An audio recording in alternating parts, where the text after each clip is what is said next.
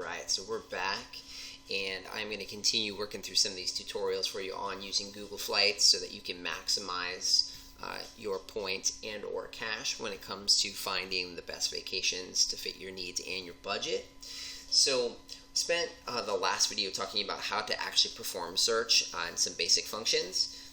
This time I want to show you some of the filters that you have at your disposal when it comes to searching flights, and these are going to be beneficial for a variety of reasons, which I plan to explain. So what I have up here on the screen was a previous search that I had just done, trying to figure out what the best way to get to Prague from Orlando was, which is my hometown. One of the coolest things that you'll see down here under the search boxes is all of these different filters down here. Right? There's a whole lot of ways where I can take out some of these results, because if you look at it, right, it shows me all of these flights and that says 104 more flights, right? Because this is just kind of tons and tons of data and different ways to get there.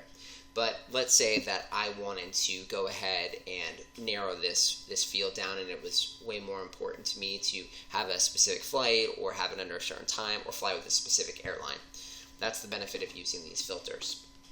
So here we got stops, obviously, and I think on an international itinerary, I'd probably want to narrow it down to only having one stop. So by doing that really quickly, it pulls everything down, and as you can see, really, there's only about 10 flights that are offered, so that really makes it easy for me. Keep in mind, we also have this on one way, so a lot of these flights are going to seem a little inflated, but that's something to explain at another time. So let's say I wanted to take a specific airline, right, because I have points, and I wanted to make sure that I could use my points. So right here under the airlines filter, you have a couple options, right? You can either select which airlines you may want to travel with. It automatically defaults to all, but you can go ahead and hit this little only here next to it, and it'll only search that specific airline. And one thing to keep in mind, it's not always going to be, if you search a specific airline, like I selected Alitalia, it's not always going to be on that particular carrier. It's if that carrier sells a ticket. So as you can see, one of these flights is actually operated by Delta, but the other two are on Alitalia. So you can select individual airlines, or you can select alliances, which is probably going to be a lot more beneficial for you from a point standpoint if you have some options with transferable points, right? So SkyTeam, oneworld, or Star Alliance. And if I hit Star Alliance, it's going to go ahead and pull up all of the Star Alliance carriers. That can get me there. The other reason this is important is because if you have status with any of the carriers in any alliance, that status is usually has reciprocity. So you might be able to get status on other carriers, so that's another reason why you might want to do that. Or if you want to earn a specific point currency, meaning I want to earn United points, or I want to earn Star Alliance points that I can move to any one of those, then that's another important thing.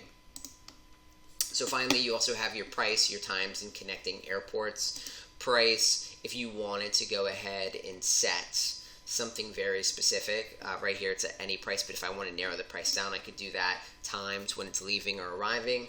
Connecting airports, if there's specific airports that you want to connect through or ones you want to avoid, you can use that there. And then under the More tab here, it would just be to adjust flight duration.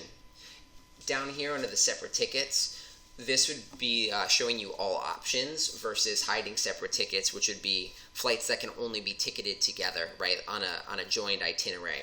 So it does that because if you purchase separate tickets, as it shows here, they're not joined, which means you could miss a layover.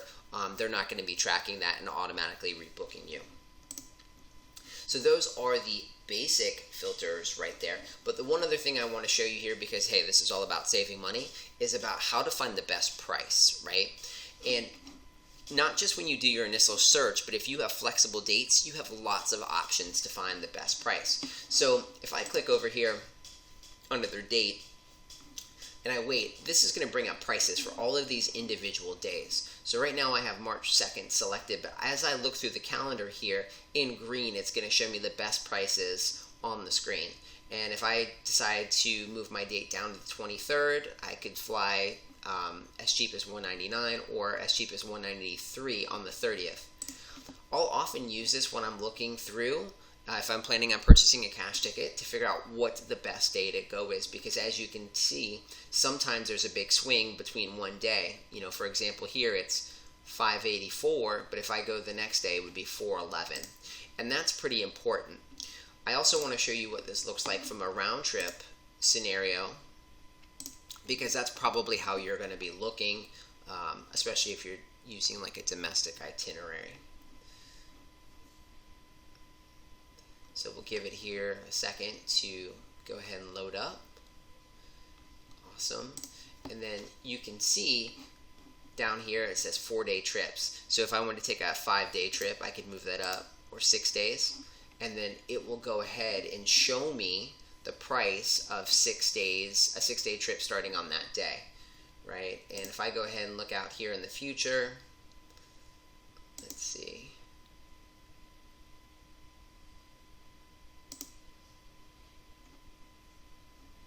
Everything pretty high there. Looks like some of the best is going to probably be right up here in the beginning of April, 673, 667, with some of these days getting up over $1,000, right? So that's how you would be able to find very quickly and easily days that are going to be the cheapest based on the length of your trip.